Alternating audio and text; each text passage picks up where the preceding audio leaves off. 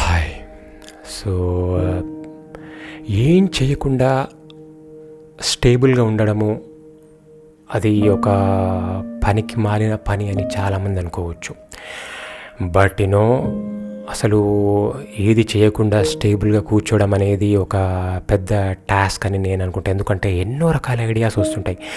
వాటన్నిటినీ కూడా తట్టుకొని స్టేబుల్గా ఉండాలి అంటే అది ఒక గొప్ప పని అని నేను అనుకుంటాను. ఎందుకంటే నేను ఇక్కడ చెప్పేది ఏంటంటే, ఇప్పుడు మనము మెడిటేషన్ కావచ్చు, ఏదైనా కావచ్చు, ఇవన్నీ ఏంటంటే అక్కడ అసలు మనం ఏమీ ఆలోచించకుండా ఒక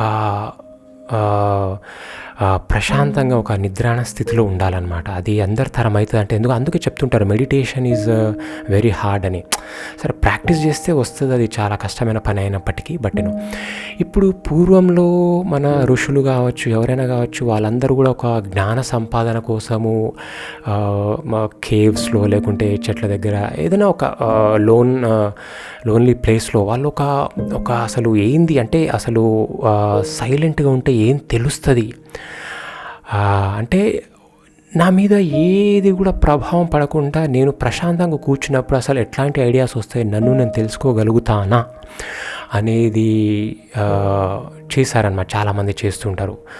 సో ఇప్పుడు మామూలుగా నేను సరే ఏ పని చేయకుండా స్టేబుల్గా ఉన్నప్పుడు బయట చెప్తుంటారు ఏదో ఒకటి చేయాలి మనిషి అన్నాక, లేకుంటే కష్టమని. నాకేమనిపిస్తుంది అంటే, సరే మనకు అవసరం ఎంత ఉంది అంటే, ఇప్పుడు నిజానికి మనం బయట వెళ్ళి సంపాదించి మనకు తినడానికి ఒక సోర్స్ లేదు. రేపటి కోసం ఏంటిదంటే, రేపటి కోసం కొంత చేసుకోవచ్చు, బట్ కొన్ని తరాల వరకు అంటే ఇప్పుడు కొంతమంది సంపాదిస్తుంటారు. ఎన్ని తరాలు అంటే కొన్ని తరాల వరకు తిన్నా అయిపోదంటే ఏం లాభం చెప్పండి. అది ఎవరు తింటారో ఏందని తెలియదు. ఎవరో కోసం మనము సంపాదించడం అర్థం లేదు. మన జీవితము మన తర్వాత తరం వారికి కొంత ఒక జ్ఞాన ఒక సంపద అంటే వాళ్ళు ఎట్లా బతకాలి అనే వే చూపిస్తే చాలు. అంతేగాని వాళ్ళకు కూడా దాచిపెట్టి అంత చేస్తే ఇక వాళ్ళు అంటే ఏం చేస్తారు, ఇంకా చేసేది ఏముంటుంది. సో అట్లని కాదు, కానీ ఒక చిన్న మార్గం వాళ్ళకు చేసే ఒక మార్గం, ఒక మంచి బోధన అంటే ఇచ్చేస్తే చాలు. మిగతాది అట్లా సస్టైన్ అయిపోతుంటారని నా ఫీలింగ్. ఇకపోతే ఏం చేయకుండా స్టేబుల్గా ఉండడం అనేది చాలా కష్టమైన పని అని చెప్తున్నాను కదా. సో మనకు ఒక సామెత ఉంటుంది, an idle man's brain is the devil's workshop అని. సో ఓకే, అది నిజమే కావచ్చు ఒక అంటే కొంత మేరకు. అంటే ఏం చేయకుండా మనకు రకరకాల థాట్స్ వచ్చి మనం ఎటేటో కొట్టుకపోతాము అదేనో అని. కానీ ఆ థాట్స్ అనేవి రాకుండా మనల్ని మనం నియంత్రించుకొని మనం ఎట్లయితే అసలు స్టేబుల్గా ఉన్నామో, అంటే ఒక చెట్టు కానీ ఒకటి ఇవి ఎట్లా అంటే అవి కూడా బతుకుతున్నాయి, కానీ ఎందుకంటే దే ఆర్ వెరీ స్టేబుల్ అట్లా మనల్ని మనం చేసుకోవడం చాలా కష్టమైన పని. ఎన్నో రకాల ఐడియాస్ ఇచ్చేద్దామా అది చేద్దామా, అరే నేనేం చేయలేకపోతున్నా అనే నిరుత్సాహం ఇవన్నీ పక్కన పెట్టేసి I'm what I'm I'm living, that's it with a good